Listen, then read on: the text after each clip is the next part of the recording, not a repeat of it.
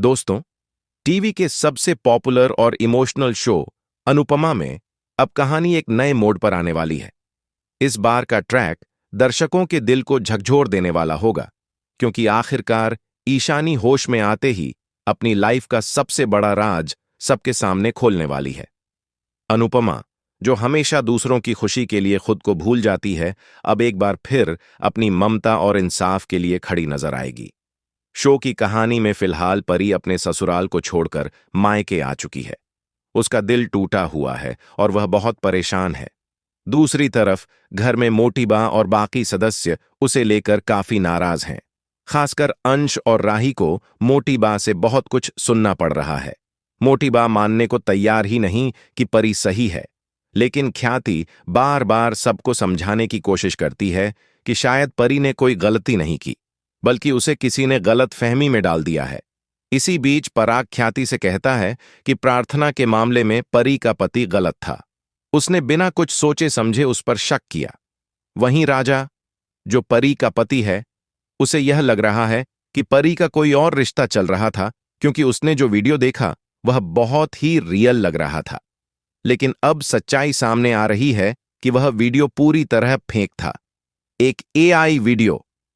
पराग कहता है कि ईशानी को कम से कम एक बार अपने पति से बात करनी चाहिए थी, बात को सुलझाने की कोशिश करनी चाहिए थी, लेकिन उसने बिना कुछ कहे सब छोड़ दिया, घर भी छोड़ दिया और ऊपर से किसी का फोन भी नहीं उठा रही थी।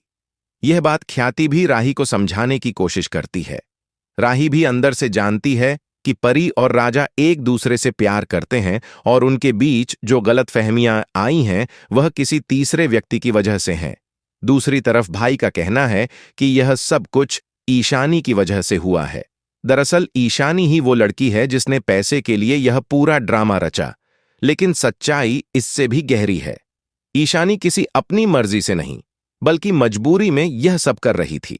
असल में ईशानी को एक लड़का बहुत समय से ब्लैकमेल कर रहा था। उस लड़के के पास ईशानी की कुछ फोटोज और वीडियोज थे जिनका वह गलत इस्तेमाल करने की धमकी दे रहा था। ईशानी डर गई थी। उसे समझ नहीं आ रहा था कि वह क्या करे। वह अपने कोर्स को बीच में ही छोड़कर आ गई, क्योंकि वह ब्लैकमेलर बार बार उसे धमका रहा था। उसे पैसों की बहुत जरूरत थी। उसने राधा से पैसे मांगे भी थे, लेकिन जब राधा ने मना कर दिया तो उसने मजबूरी में यह गलत कदम उठाया। अब कहानी में ट्विस्ट तब आता है जब वह ब्लैकमेलर दोबारा उसे कॉल करता है और कहता है कि अगर उसने पैसे नहीं दिए तो वह सुबह तक उसकी सारी फोटोज और वीडियोज वायरल कर देगा। यह सुनकर ईशानी बुरी तरह डर जाती है। उसका दिमाग काम करना बंद कर देता है और वह ढेर सारी पिल्स खा लेती है। वह अपने कमरे का दरवाजा लॉक कर लेती है और बेहोश होकर गिर जाती है। जब घर वाले बहुत देर तक उसे बाहर नहीं देखते तो सब परेशान हो जाते हैं। तोशु गेट तोड़ता है और देखता है कि ईशानी जमीन पर पड़ी है और उसके पास दवाइयों की खाली शीशी पड़ी है। सबके होश उड़ जाते हैं। वहीं दूसरी तरफ अनुपमा का दिल बेचैन है। उसे बिना किसी वजह के बहुत घबराहट हो रही होती है। एक मां का दिल कभी गलत नहीं कहता। तभी देविका के पास किंजल का फोन आता है और उसे पता चलता है कि ईशानी ने खुदकुशी की कोशिश की है। यह सुनते ही अनुपमा सब कुछ छोड़कर भागती है। हॉस्पिटल का सीन बहुत इमोशनल होने वाला है। जब ईशानी की हालत थोड़ी संभलती है तो वह रोते हुए अनुपमा को सब कुछ बता देती है। कैसे उसे ब्लैकमेल किया जा रहा था, कैसे वह डर गई थी, कैसे उसने किसी को कुछ नहीं बताया और कैसे वह पैसे के लिए सबके साथ गलतफहमी फैला बैठी। अनुपमा की आंखों में आंसू आ जाते हैं, लेकिन वह ईशानी को डांटती नहीं है। वह उसे गले लगाती है और कहती है कि गलती इंसान से होती है, लेकिन अब डरने की नहीं बल्कि लड़ने की जरूरत है। अनुपमा तय करती है कि वह खुद उस ब्लैकमेलर को सबक सिखाएगी और उसे सजा दिलवाएगी। अब कहानी का सबसे इमोशनल हिस्सा आने वाला है। अनुपमा ईशानी को लेकर कोठारी हाउस जाने वाली है।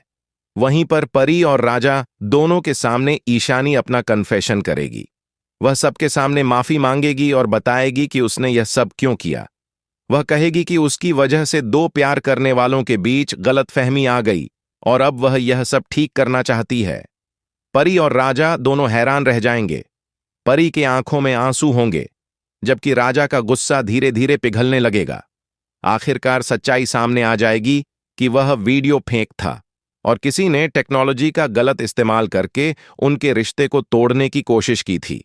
अनुपमा हमेशा की तरह इस बार भी सच्चाई और इंसाफ की राह पर खड़ी नजर आएगी। वह सिर्फ ईशानी को ही नहीं बल्कि पूरी फैमिली को सिखाएगी कि गलत फहमियां रिश्तों को तोड़ती हैं। लेकिन अगर हम मिलकर सच्चाई का सामना करें तो हर मुश्किल आसान हो जाती है। अब सवाल यह है कि क्या राजा ईशानी को माफ करेगा? क्या कोठारी परिवार उसे स्वीकार करेगा? क्या परी और राजा का रिश्ता फिर से जुड़ पाएगा? दोस्तों, यह आने वाला ट्रैक बेहद इमोशनल और थ्रिल से भरपूर होने वाला है। दर्शकों को अनुपमा का यह रूप बहुत पसंद आएगा, जहां वह एक मां भी है, एक योद्धा भी और एक इंसाफ की देवी भी। आपको क्या लगता है? क्या ईशानी की गलती माफ की जानी चाहिए? क्या राजा और परी फिर से एक हो जाएंगे? हमें कमेंट में जरूर बताएं।